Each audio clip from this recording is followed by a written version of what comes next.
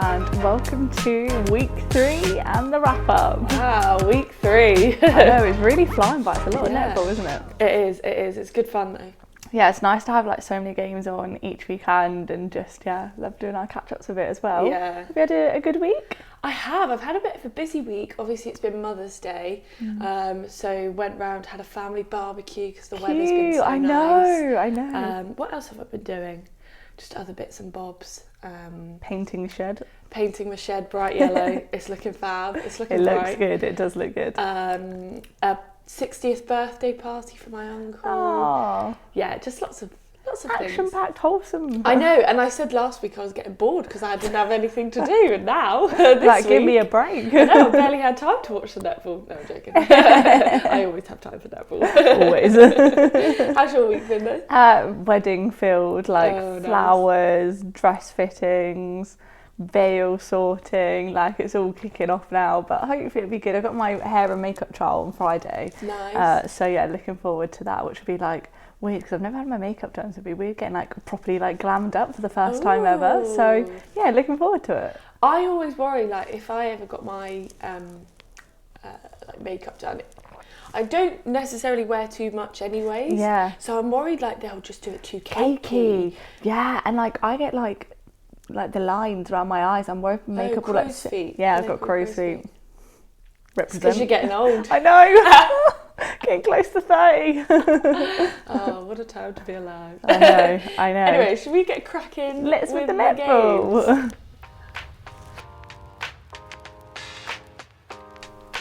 So to start off round 3, I know it wasn't one of the first games that was played, but unfortunately the Cardiff Dragons and the Birmingham Panthers game had to be postponed due to an injury to Leah Middleton. So really from us, we just want to say we hope she has a speedy recovery. Obviously it's never nice to see players get injured, especially when it's a serious one. So really hope that her recovery's very speedy and she's back on the court soon. But I know they put out a statement, Cardiff Dragons put out a statement to say that she's going into surgery. So, I mean, really not a nice injury. Yeah, it was an ACL, wasn't it? I think that they shared. So wishing her a speedy recovery. I think there's been quite a few players that have done had ACL injuries. Yeah, and even to start this season, 2 from Mavs. So, hopefully all of those are a speedy recovery. But thoughts are with Leah at the moment. Yes. So should we get started with one of the games? Do you want to pick up the first game? Yeah, I watched the Loughborough Lightning Leeds Rhino game, and obviously going to Loughborough Uni, big Loughborough fan. I think I said Loughborough to win this one. Yeah, I think you did, and I said Leeds. You said Leeds. Which I'm not mad at my decision, because I do think they put up a good fight. Yeah, I think this started off as a really strong start again for kind of both teams. I think it was great to see Berry. I think her confidence really came back in this game, and I think maybe because she'd done the old team that she'd been up against, London Pulse, which probably was quite nerve-wracking. I think she was then able to kind of come on, great movement around the circle. She was doing the cuts and drives that we kind of normally and typically see from her, which was really, really good. I think defensively, they were working really hard, and I think that Alice Harvey got a few flying intercepts, and she'd nailed I think before we said we found her a little bit in no man's land. I think she'd really worked on that, and you could see that she was coming in and she was getting rewarded for those tips. And her closing speed, I think, has really improved massively. I think the Ella and Berry combo is really starting to find its sweet spot, and I'm really enjoying that. And then when we kind of think about the second half for Loughborough, I really think that Loughborough really excelled and started to become the better side. And I think Rhino started to dip off a little bit, which I'll talk about in a little bit. But I do think, they started to work on their zonal defence. They made it really hard. And I would say Leeds, I think for me, had always been quite good at punching through and getting into the space. And I think Loughborough made it really hard for them to kind of get the ball coming through, which was a hats off to their defence. And I think Clark had a really, really strong game. When we think about the Rhinos, I think the Joyce movement was so good. I think there was a really good contest between her and Alice Harvey. I was really enjoying the matchup. You then also got Jiva doing Jiva bits. Like, she was just so strong around the body. I think the other thing going back to Alice Harvey, she really got in the head of the shooters big time. And I think different defenders have different tactics for like how they defend the super shot. And I think because Alice Harvey is so tall and so long, she just really held that lean, but rather than like kind of leaning down, she kept her arms up quite high. And I don't know, I was trying to work out what the difference was, but it was making a huge difference to the game. And I've never seen the Rhinos, in my opinion, I need to look at the data on this, but I do think that they really weren't quite on top form on their super shots that we've seen in other games. But I think Harriet Jones, came on and was really sinking the super shots in Q1. She was working really hard to kind of get around the defence. She was really nailing that 1v1. She was drawing out to kind of leave Joyce home alone, so that it was more of a 1v1 battle rather than the 2-on-1 that they typically kind of tend to drop back onto. But I think the second half is where, for me, I think the Rhinos have started to tail off a little bit. I think the scoreline started to really separate a little bit and Loughborough really started to pull ahead. And I do wonder whether that got in their heads just a little bit. Cassie was incredible. Her ball speed, her netball intelligence, netball brain was just like so fun to watch. I also thought she was not afraid to pass back to Jiva a lot of the time, and actually, as much as you don't necessarily want to pass the ball back, it actually gives the other players time to sort of find the space to do their prelims and then drive into the space. And so I thought that was working really, really well. And when we sort of spoke to her at the Super Cup, she was saying that her relationship with Jiva was so good and she's been such a mentor to her, without the pun. God. And you could really see that on court. So that I enjoyed watching Cassie and Jiva. And she was such a game maker or gameplay. Gameplay? What am I trying to say? A game maker? Playmaker. Yeah. You've just merged everything together. Oh God. It's gonna be one of those days. She was such a game maker. Is that the right word? Playmaker. Playmaker. God. She was such a playmaker. Drink your tea, get it down you. Right, cut, we're done. That's it, no more from me. No, she was such a playmaker. And she was just really impressive. I do think towards the end, I felt like Jones, I think, because she's been so good, and I think when she's come up against other defenders, she has been maybe winning some of those battles. And I felt like this was a real test for her and challenged her to try and think differently about her movement, and I think her head dropped a little bit in this game. I also think Shadeen is such a dogged player, very kind of all over you, smothering every ball that you try and receive. And as you say, I do think she got in the head of Harriet Jones. You could just see the shoulders drop a little bit.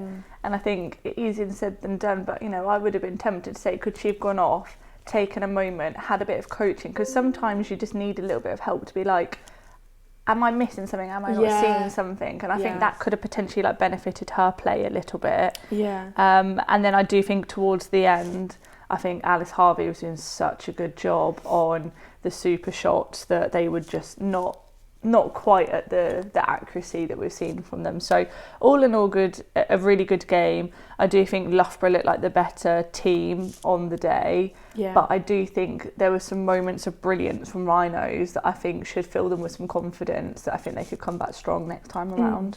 And I think the stats kind of reflect that. Shooting success, you've got Loughborough at 88 and Leeds at 80.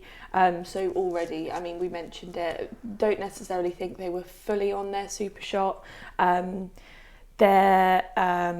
Their rebounds, to be fair, this actually surprised me. Rebounds for Leeds was 8 and rebounds for Loughborough was 2. I mean, you could argue that there wasn't many rebounds for Loughborough to get, or whatever. Unforced errors was the key one. Yeah, so Loughborough got 2. Yeah. And Leeds got 11. So quite a lot of, and maybe this was towards the end of the game, where things were just getting a little bit sloppy, and they were maybe getting frustrated, and just letting those errors slip into their game. But as you said, I do think they put up a good fight. I don't think it was a kind of, I mean, I called it at the beginning, I don't think it was a game that was going to be, you know, very one-sided. I thought they were pretty much goal for goal at certain points in the game. So it's just the second half where it just dropped off. Yeah, exactly. But yeah, good game. Good game. So the London derby, Pulse versus Mavericks, was an interesting game, to say the least. I think maybe we know that Pulse is the stronger team. Mavs is sort of, you know, rebranding, new sort of season to come out, quite a lot of changes. Also quite a lot of injuries to their team. You know, their defensive lineup is basically, you know, they've got 2 injuries from that. And so still trying to build connections. I think they're maybe a step behind other teams that have had, you know, a little bit longer to kind of connect and things. But some really, really positives came out of it. I think Ratu, I was surprised that she came off, because I thought she was making some really, really good drives. She had some really good connections with people on court. And she wasn't afraid to put the ball in. I think towards the end of the game, we just saw that little bit of hesitation. And again, it might be creds to Pulse defenders that are putting that doubt in the mind. But actually, when you get to circle edge, give it straight in. You know, don't wait around for the defenders to set up. And there was a few times which I was just sat there like, oh my gosh, like give it to Andrews, give it to Andrews. She was there, she was holding her space. Whereas they were leaving it a couple of seconds, and Andrews was really having to like wrestle for the space. And then she got called up for an attacking contact quite a few times. Again. So, I mean, again, whether that's Andrews or whether that's she's not being given the ball quick enough, something definitely to work on. Do you think that is because of, obviously she's come from the Australian League, and maybe they've had the super shot, potentially a little bit more kind of physical, as we're starting to kind of come into that professional area? Physicality is definitely coming and being seen a little bit more in our game. Do you think it's because of her Australian experience that she's getting a bit more attacking contact? I do think, the Australian League is obviously well established. A few more steps up than the Super League. And so, maybe she is more advanced in sort of her positioning and the speed of the ball, and she's just not getting that. But I don't know. Just interesting to see so many attacking contacts. Yeah. I thought Rothwell was definitely the change that they needed. I mean, she sank 4 super shots in a row. Wow. And she was just finding spaces really, really well. Whereas I think, although we love Emma Thacker and her movement is really good and her connection with Andrews is good and how they have a rotating circle, I thought Andrews was able to be a bit more of a holding shooter with Rothwell, and it just worked a bit better. Yeah. So definitely something to But a nice combo then, to think really that they've got options in terms of Thacker, who's probably a little bit more of a playmaker in terms of wants to put up shots, is happy to kind of do a lot of the leg work, but then you've got Rothwell as well that's able to be the long bomb queen, but also feed in as well for the 1 point game. Yeah, absolutely. I thought the player for me, for Mavs, I mean, Ellie Ratu is definitely up there, but Kwashi, I just thought she kept momentum going, even when the scoreline was quite a big difference. She was getting those flies. She was sitting off the body. We know that Liv's a tall shooter. You're never really going to get those overhead balls that are going into her, especially from Skulls when you've got bullet passes. Anyway, yeah, exactly. But I just thought she was picking up balls. She was intercepting. She was just reading the play so well. And I thoroughly enjoyed watching her in that game. Unfortunately, you know, the result didn't come through for them, but just really, really interesting to watch. Moving on to Pulse, again, we mentioned her last week. Alicia Skulls, her play is just getting better and better and better. she's finding tiny, I mean, she's a tiny person, but she's finding these tiny spaces, getting into them, taking the defender with her and drawing that contact, and then she's getting a free ball. Like, she's so smart. clever. Yeah. It's so clever. And I thought her matchup with Izzy Phillips, obviously Phillips is a really young player. She's got that pace. She was able to pretty much ride Scholes quite a lot of the time. But again, she was drawing those contacts and it was just working so well for her. I thought defensively, I mean, when you've got Fumi in there and when you've got Adio in there, it's just masterclass, isn't it? But they were working well as a through court defence to cause held balls. We saw a bit more of that zonal defence as well, and I just thought it was working so well. I think they also have some really good smarts to look across the court.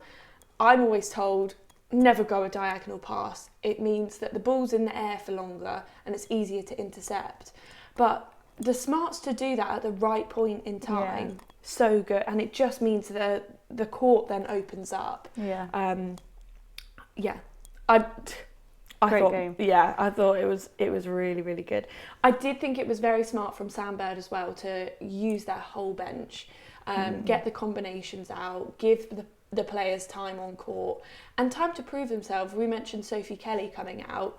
The scoreline was obviously so far ahead. She had the confidence to be like, okay, well, I've got nothing to lose. Might as well put all these long bombs up, getting them in, sinking them. Confidence boost for her, isn't it? Because we've seen, obviously, really I think the is. default at the moment would be the well-oiled machine, wouldn't it be?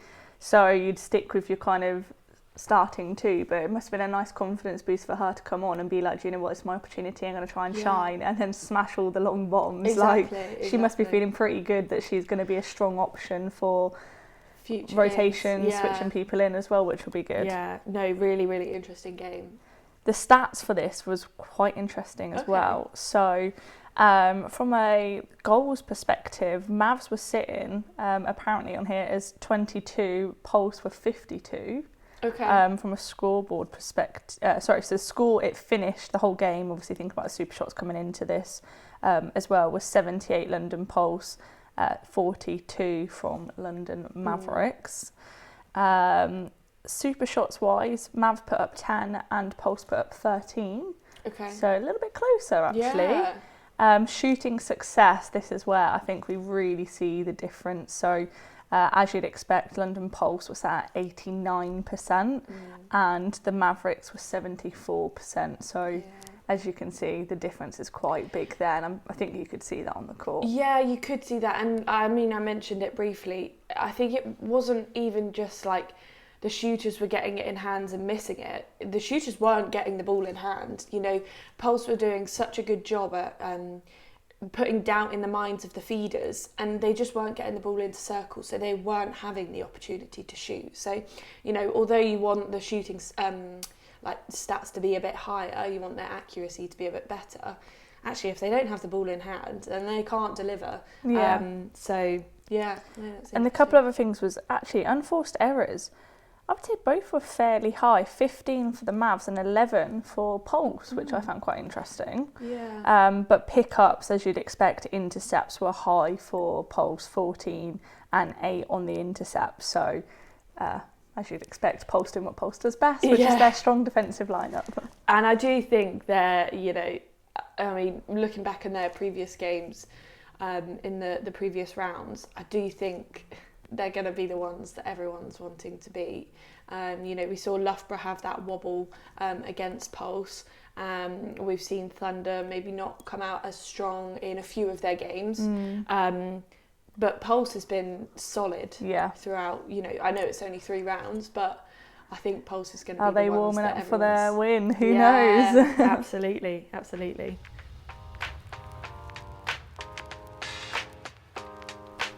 The final game we're going to have a bit of a chat about is the Forest versus Thunder game. And I think we had a quick chat before we kind of got into this. We've got quite different views, I think, on how the game went down. So I'm interested for this one.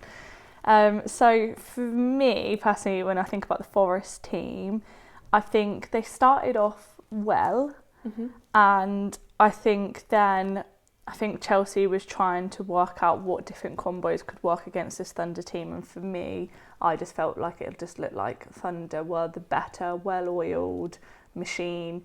You could see the players that they brought on that were coming through the pathway were that Manchester Thunder brand of netball and that style, and they just slotted in seamlessly. Whereas I feel like with Forest, I think they were trying different combos, and I don't necessarily know whether it was always having the impact that maybe they were hoping for or looking for, or maybe it was a tactical ploy of let's take a player off, give them some feedback and then get them back on the court. I think the shooting end, as we'd expect, Rolene was doing what Rolene does best, and I think they put a lot of pressure on her to be the stand-up shooter. I think Ria had a good game in the 1 point game, but I would just like to see her have the confidence to put up the super shots as well. Like, we know she's got it in her tool bag, like we know she can do it, but I do feel like she just shies away, and it's like a hot potato. I felt a little bit like she had the ball in the super shot zone and then just looks to offload it to wait for Rolene to come round, and I would like to see her just have the confidence to put a shot up, because I think she's got it. But you felt a little bit differently about that. I did. I mean, I do think she's gained confidence since last match, and we've mentioned her each episode. We kind of want a little bit more from her, and actually I do think she has been delivering. I think, at the beginning we were saying she was very much a playmaker. She was acting more like a wing attack. She wasn't getting into circle, and we wanted her to be more in the circle. She then did that in the next game, but she was afraid to put up shots. She wasn't even turning to post. Whereas this game, I think she was getting into the circle, she was being that option, she was turning to post. Yeah. And even if she wasn't putting up the shot, she was making the defenders set up, and then she would pass out and get a bit closer. So I think she was working it to how she wanted to play, rather than, putting the pressure on the shots that maybe she thought she was going to miss. But yes, I do agree. I think, we know she can shoot those long bombs. We know she's a good shooter. Have the confidence to do that. So I do think she has gained confidence, but just wanting a little bit more. I just want a bit more. Just a little bit more. Just because I just feel like I watch her play and I'm like, you've got this, you can do it. And I just don't know where the doubt comes in. And maybe, as you said, she needs one of those games where they've pulled ahead quite a bit, where they can have the opportunity to trial. Maybe she just needs to have the confidence to be like, do you know what, Rolene says, I'm not putting any up. Or maybe they need to do like a change. They bring in a Freya and a Ria and take almost the Rolene out of the picture, who you would expect to be the one that's going to put the shots up, and see if they step up in that time. I don't know. Yeah. But you wouldn't want to take a Rolene off because she is so strong. So good. And looking at the stats for this, so this is really interesting. Obviously, we know Manchester won, but their shooting accuracy, although it's very, very minimal difference, Manchester was at 87%. Nottingham Forest was at 88%. Ooh. And the super shots, Manchester put up 10, Nottingham put up 15. Wow. So, I mean, just interesting to see that. But again, it's all about the 1 point game. You can't just rely on the 2 point shots. And the thing that I find annoying about the stats that they post online is they don't actually give you, unless I've just not found it on there, a description of how they're getting to that data. And I think they should separate out the shooting percentage, because that looks really good, but if you look at how many attempts that they've had versus how many shots, I don't think it gives you a full, honest, rich picture of what that data is telling you. Because that might be close, but Forest might have put up like 50 more shots, so do you know what I mean? It can skew the data a little bit. It'd be good just to have the context around or like the data. Even because we've got the shooting percentage, but actually could we have a that's why I was counting it. A super shot percentage and a 1 point percentage. But I mean, all things to work on. Yes. Another interesting thing I want to sort of point out is I know you mentioned you thought Thunder was a very well-oiled team, and I completely agree. I thought Forest actually did a really good job on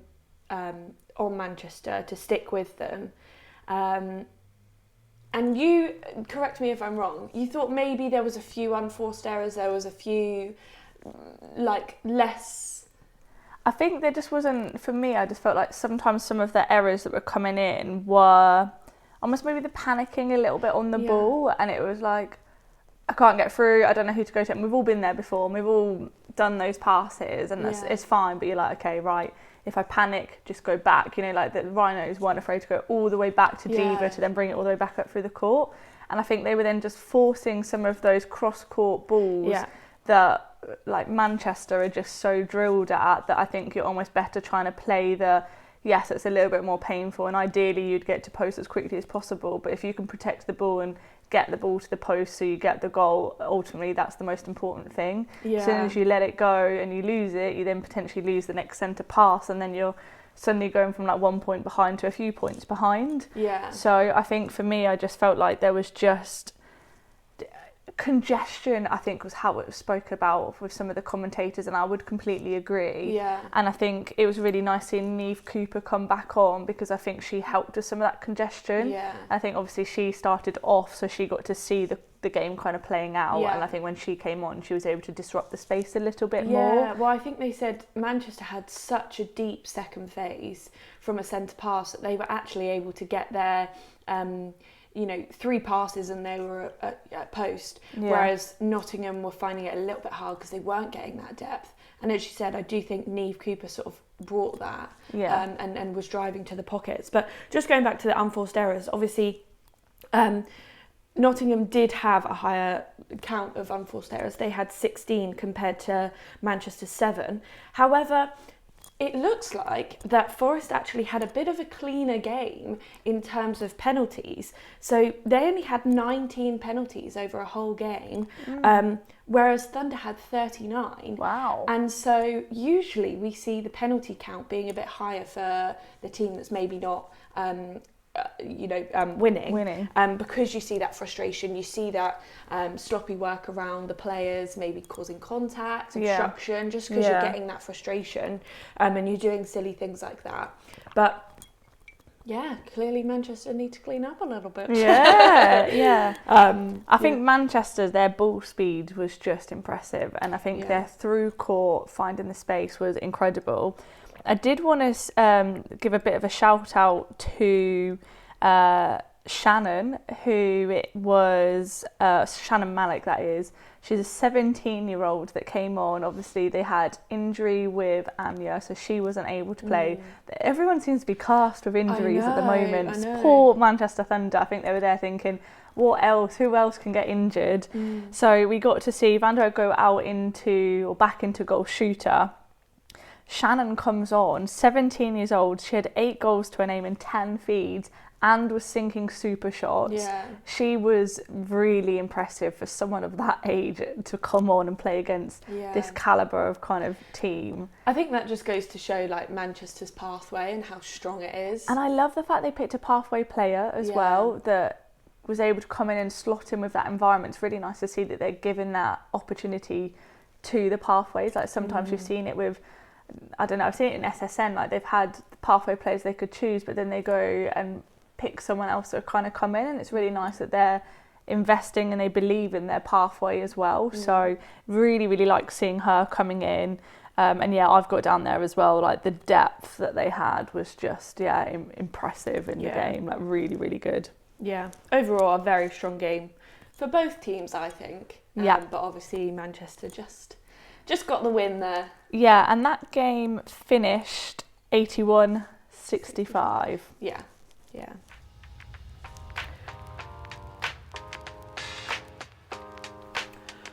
Upcoming games for round 4. So it will start on Friday with Leeds Rhinos versus Pulse. I believe Pulse will win this. I am going to go Pulse as well. They've just had such a solid start to the season. How they've played, how they've turned up. I think Rhinos could have done with like a different game in between. I think off the back of the Loughborough loss, to rebuild that confidence and then go into the... I mean, we could all be wrong here, but I think Pulse are just... They're on their trajectory and they're locked in. Yeah. Saturday, Nottingham Forest versus Loughborough. Gonna go Loughborough. I'm going to say Nottingham because they're home crowd. Ooh. And last time they were at home, they had a solid win. But technically, Loughborough's home crowd slightly as well in terms of they well, also no, play that's just their arena home. home. It will be a close one. It will be sort of very. You think it'll be close? I think so. No, I don't think that one's gonna be a close game. Well, anyway, Cardiff Dragons, Manchester Thunder. We're moving on. Cardiff Dragons, Manchester Thunder. I think with the performance that they gave, I think Thunder. Thunder, yeah. And obviously the loss of Leah Middleton in goalkeep, I think she makes a massive impact from the back. So to not have her is such a sad loss. Again, we hope she has a speedy recovery, but I think Thunder will take that. Agreed. And then finally on Sunday, London Mavericks, Birmingham Panthers. I'm going with Mavericks because I think after the loss and such a severe loss, I think they're going to want to bring something. I'm going to go Panthers on this one. Okay. So we're doing same pulse. Yep. You're going Forest, I'm going Loughborough. Both going Manchester. Both going Manchester, opposite on that one. Okay. All right. Well, let us know what you think. Well,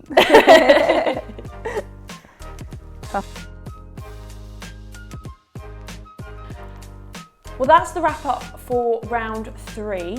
Let us know what you think for round 4. We'll put a poll on our Spotify again for the Nottingham Forest versus Loughborough Lightning. Are you with me? Do you think Nottingham Forest is going to take that with their home crowd? Or are you with me that Loughborough Lightning are on their upward trajectory and are also going to take the win on this one? Can you not tell that I've been to Loughborough University? Let us know. Let us know on our social medias as well, or obviously interact with our poll that we'll put on Spotify. Another thing we want to shout out, we obviously briefly mentioned it last week, but our episode and our interview with Neve Cooper from Nottingham Forest, who's going to take the win, is coming out on Friday. So keep your eyes peeled for that. More to come on that one. We'll be doing some hype posts. It was really, really exciting chatting to her, so I think that would be a good one. Yeah. And obviously is it on the day or the day before their win against Loughborough? We'll have to stay tuned, although now I feel like I should have gone for Nottingham Forest. Sorry, Neve. But keep your eyes peeled for that. We hope you've enjoyed this episode, and obviously hopefully you'll enjoy the netball this weekend when Nottingham win against Loughborough. I'm really bigging them up now. You are, no pressure. Can't wait for the review. No, I hope both teams do well though. But we'll see you next week. See you next week.